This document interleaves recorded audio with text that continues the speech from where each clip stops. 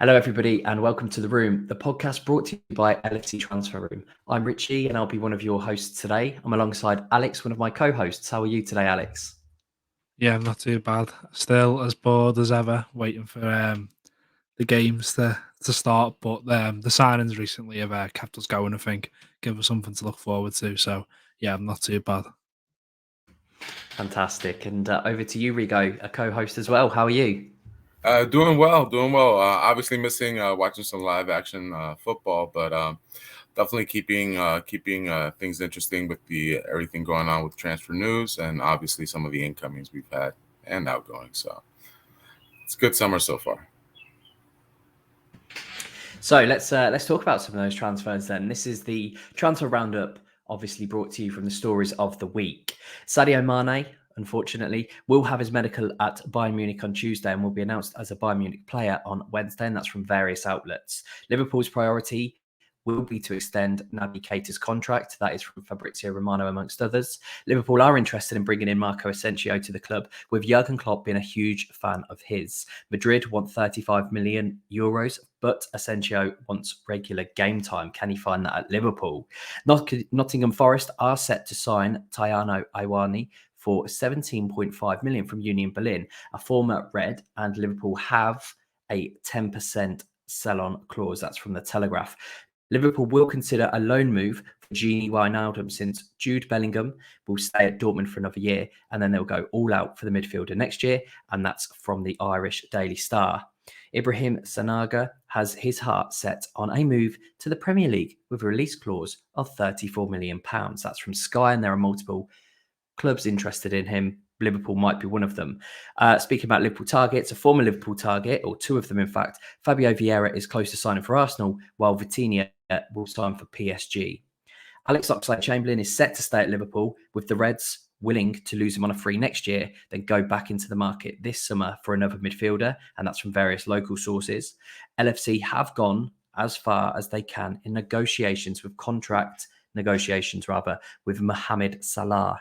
Without impacting their wage structure, the Reds don't envisage Salah signing a compromise. He does want a rumoured £400,000 a week, perhaps even more. So it does look like there might not be any common ground there.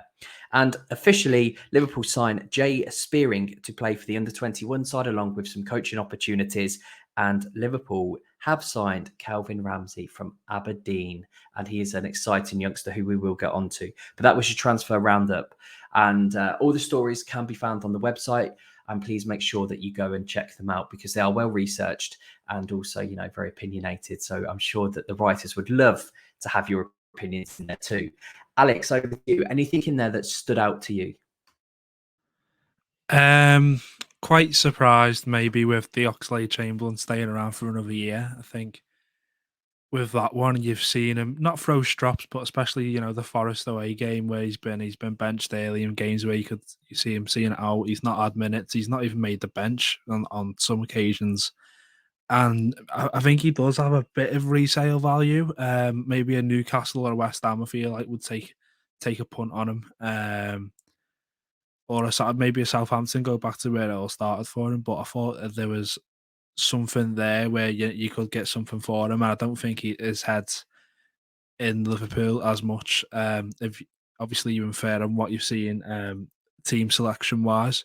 So I was a bit surprised by that. And to be honest, I think a lot of these, like the Asensio rumours, I think a lot of these now are a desperation for a midfielder, which I don't really feel like is justified.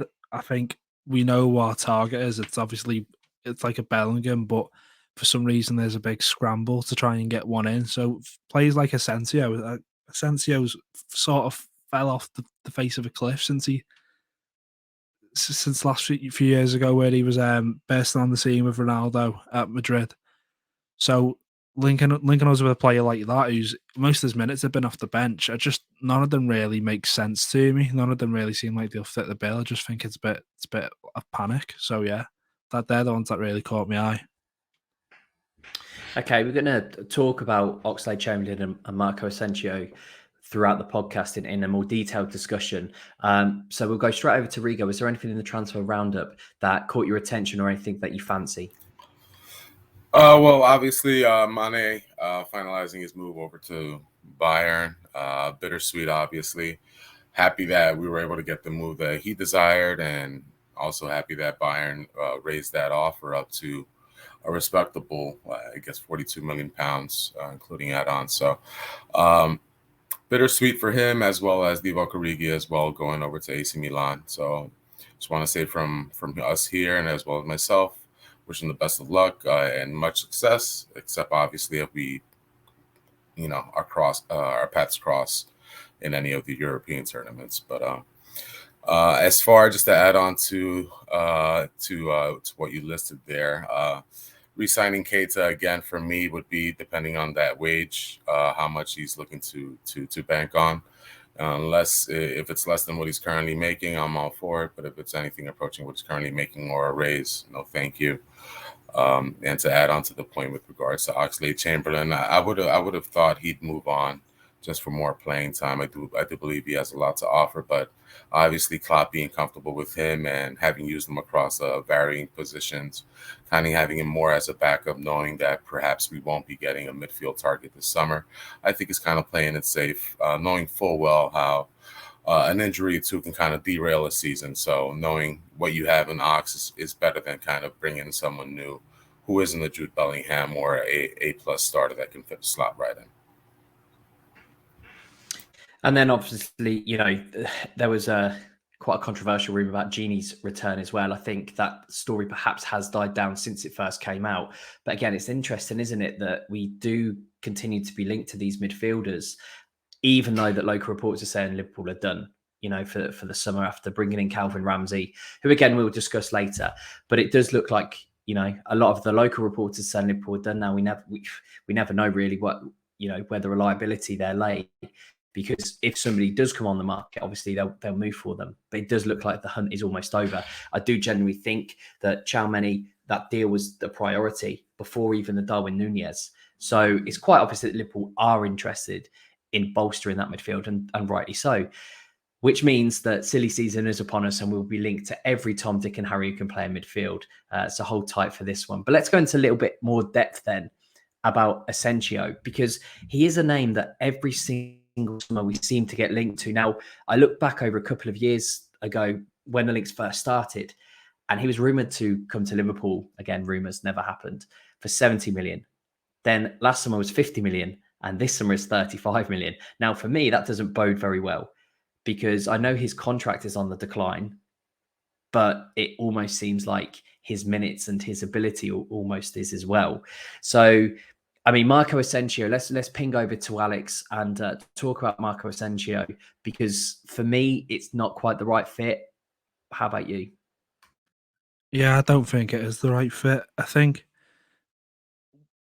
in a player like Asensio, we've probably got something very similar in Fabio Carvalho, who we just brought in. A player who sort of can't, well, with Carvalho, we're just yet to see where Klopp decides to put him in. But is Asensio a winger? Is Asensio a 10? Do we really know? He's not really getting good minutes anymore at Madrid. He's played 39 games in the league and UCL, but all those minutes have come roughly as a sub. And he's had 13 goal involvements in around 40 games. You can't take that too heavily, considering obviously he's been a sub for most of these. But like you said, his value's on the decline, his minutes are on the decline. Doesn't really make sense, to be honest. It doesn't make Asensio. Little pun, but yeah, I don't think it really has any substance to it. I have so much time for that pun. I want to see that trending. It doesn't make Asensio. Where does he play? Well, he's played 230 times on the wing.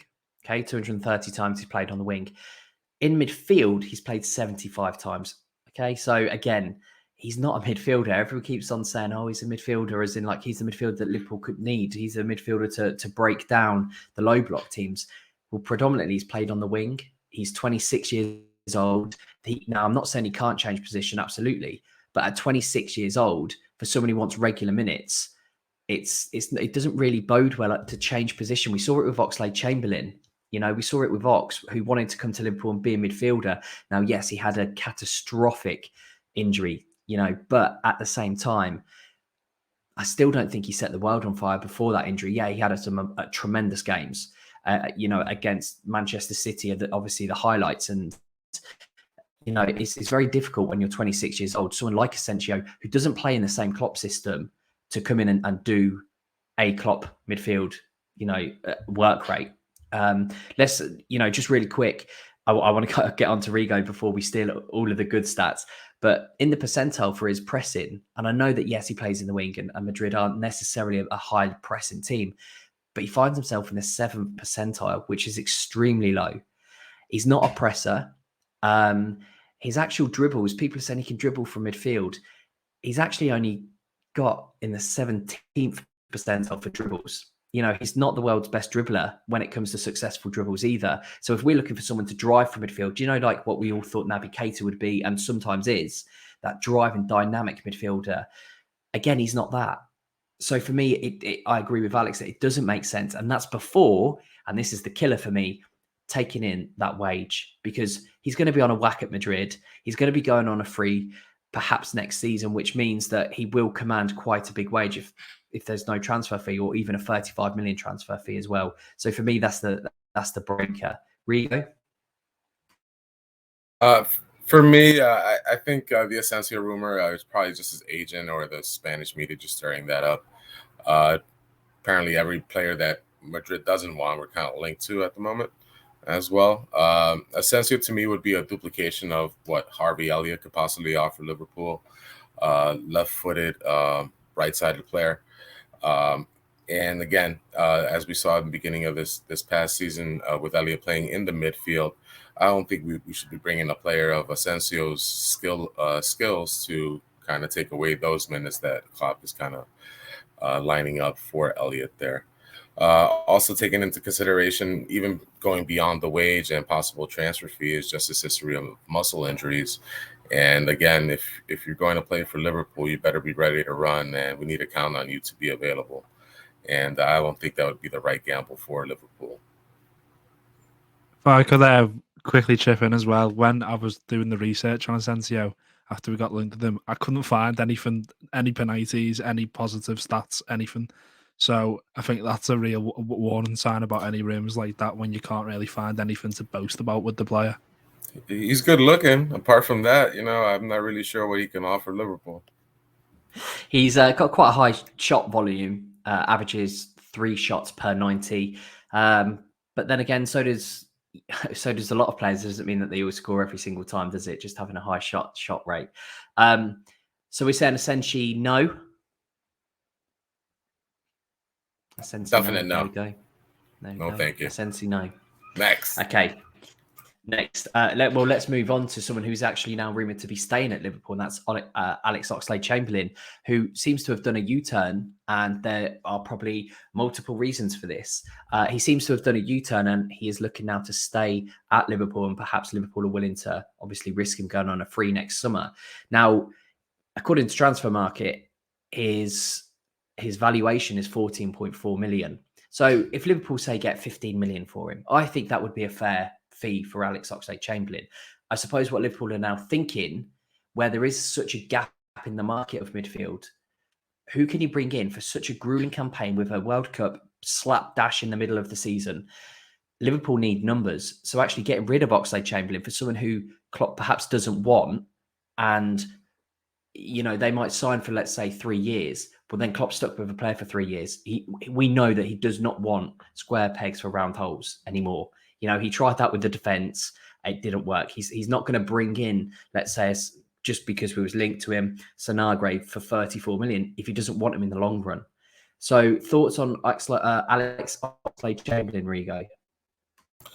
Yeah, I kind of made mention of this earlier in the podcast.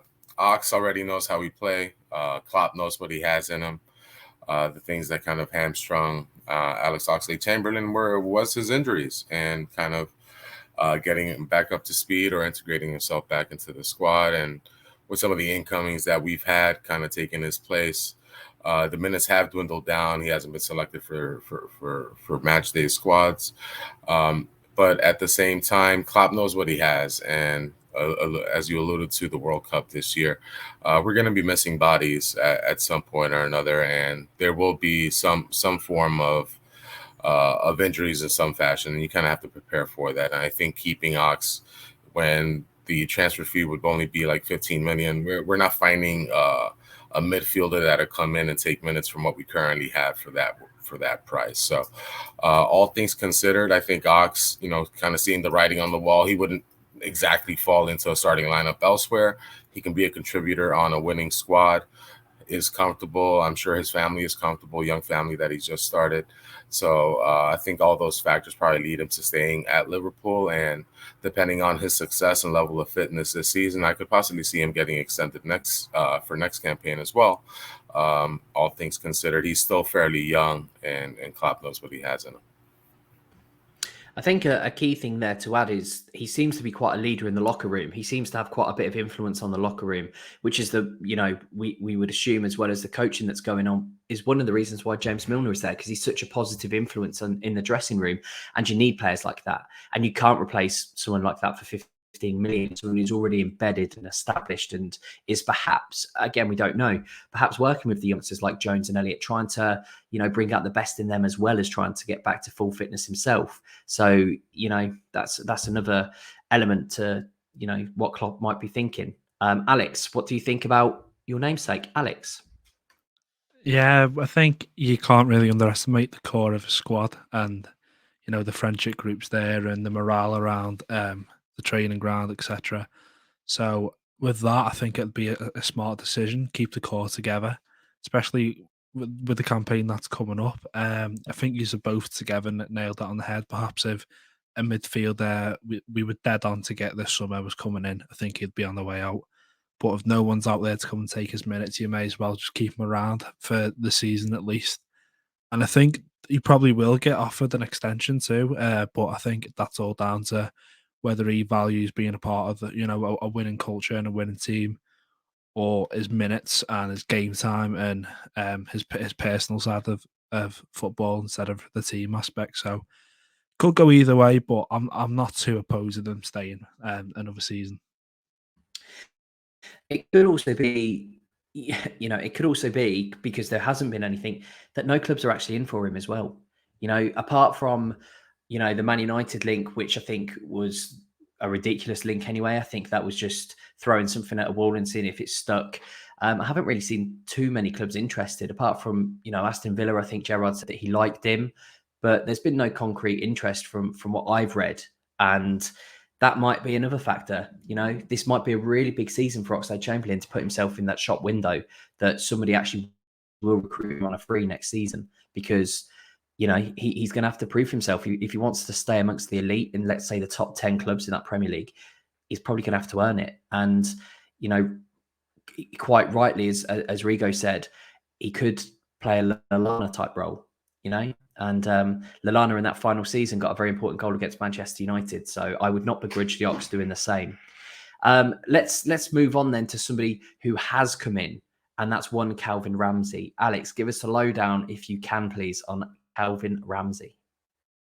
Well, it's carrying the tradition of great Scottish players at Liverpool. Recently, Robertson being the last one of those.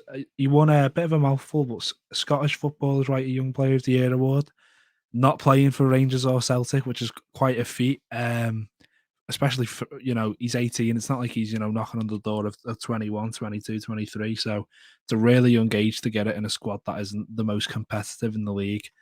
33 appearances and 10 goal contributions, 9 of them assists. Again, for his age, he's not battling for the title. The chances may not be there.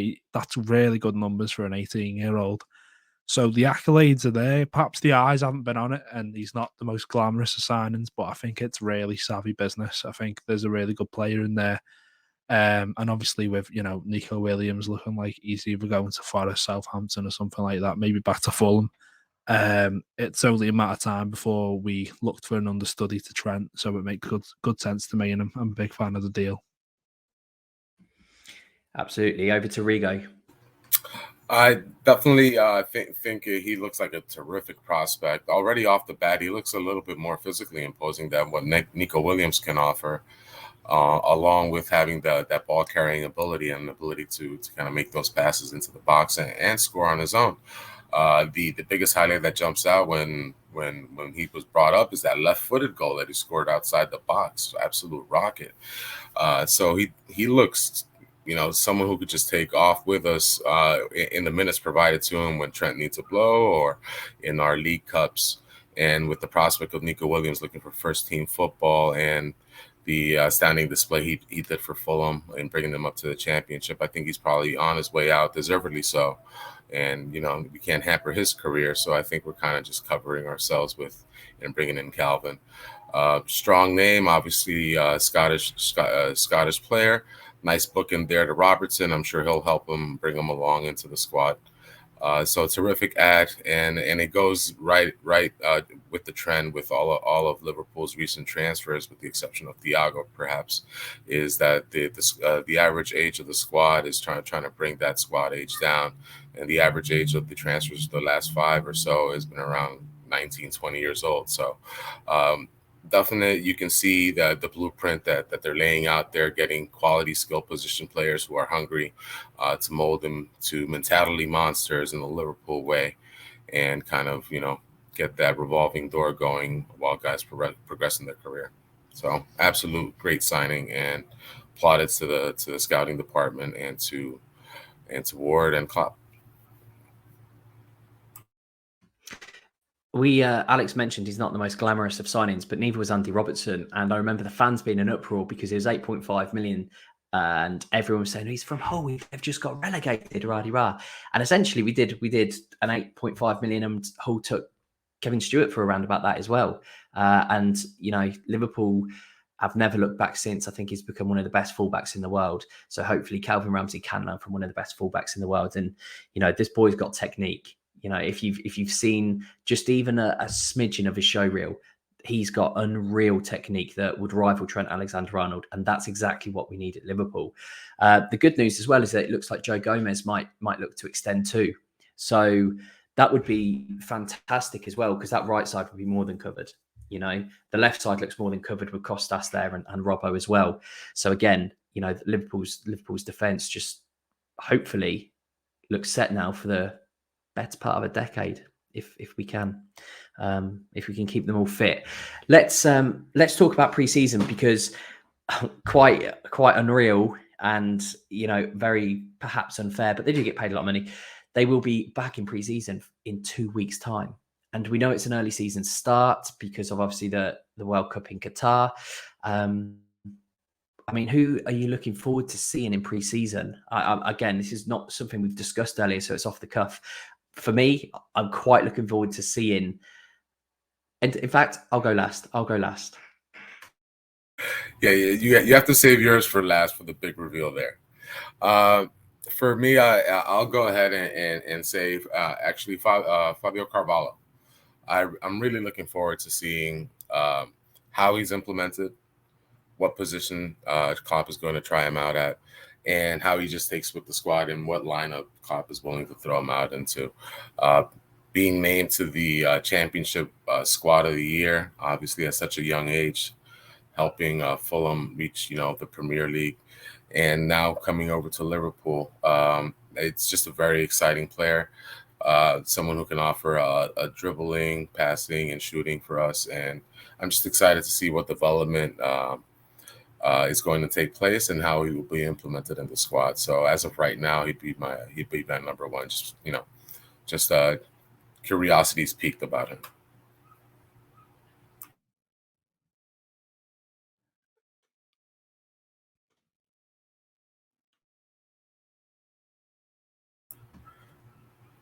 Alex is frozen. I must have made such an awesome point. I know, he's just gobsmacked by the looks of it. He's absolutely frozen in shock. We will go back to Alex. We can edit that out. If you're watching on the YouTube, just pretend that didn't happen. I'll go then. Instead of going last, I'm going to jump in then and go second. And my pick is going to be Harvey Elliott. And the reason for that is he started preseason last season absolutely on fire. And he also started the season on fire before his extremely unfortunate ankle injury. And I'll be really intrigued to see once again, that Trent, Harvey and Mo connection, I think that they worked brilliantly down that right-hand side. And if Harvey Elliott can get back to where he was at the start of last pre-season, there's an absolute player in there. Absolute player. I completely agree with what you said about Carvalho.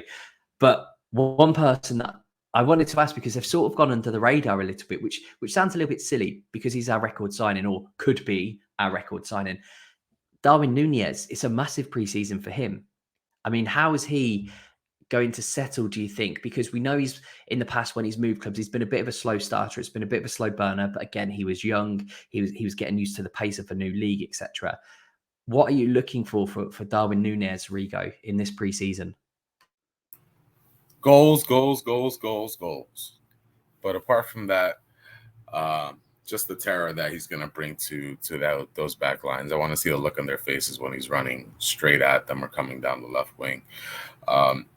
Apart from seeing his individual skill, I obviously want to see what formation, if formation change, if any, Klopp and his crew is coming up with. I know there's been a lot of talk about switching perhaps to a 4-2-3-1. But if we stick with our 4-3-3, I wonder how that fit will go as well. Nunez, he's kind of what we've been asking for from a number 9, someone who can obviously threaten and score. So definitely excited to see how he'll be used. With a little bit of trepidation, whenever there's a big money signing for me, I'm always afraid of something horrific happening right before we can get started. So a nice safe preseason, get him warmed up, and then unleash the hounds come August when the season kicks off. It's a really good point you made there about preseason, how Liverpool line up, because that's going to be fascinating. If we don't bring in another midfielder, if we are going to play 2 in the midfield as a double pivot, then we've got loads of options there. And I know I'm trying not to sound too optimistic, but there are a lot of options if you're going to play a 2-man midfield with, let's say, Carvalho and Firmino as a 10. We've seen Jones play as a 10, for the under-23s, etc. I know primarily he's on the left-hand side, but Jones, it might be an opportunity for Curtis Jones to come in as attacking midfielder as well, So if we do play with that 10, I would love to see Bobby in behind Nunez, and I'd love to see Carvalho, because that's obviously where he made his name at Fulham as well, playing behind Mitrovic. So I'd love to see that happen, and it's a really good point that you raised there. If we do change the system though, and we go into a double pivot with a 10, and then obviously you've got Diaz and Salah, and then Nunez as that focal point, as that advanced forward, what does that do to Trent and Robertson? Do they still have that same freedom to roam up? Is Salah going to push really high? Is Diaz going to push really high? They're going to cut inside. What do you think that does for the dynamics of Trent and Robbo? I think we kind of seen that already, at least more along Trent's positioning, where he's positioning himself more to the middle instead of doing those overlaps. We've been using the triangle with Salah, Henderson, and Trent, and Trent's been the player more and more inside than Henderson in those examples. Or when Elliott was healthy and starting in the beginning part of the season, you'd see them off into the wing. So I think perhaps they'd invert a little bit more, just to offer a little bit more help and passing options. But very excited to see what they plan to do, and whether or not they'll unleash all the attacking options that we currently have. Having some lineups out there with Carvalho, Elliott, along with Salah, Nunez, and Diaz, I think that would be kind of spectacular as well. Perhaps just having Fabinho there as a holding midfielder and kind of letting those guys do some work. But along with those numbers and the attacking possibility, we obviously have to make sure we're sound defensively.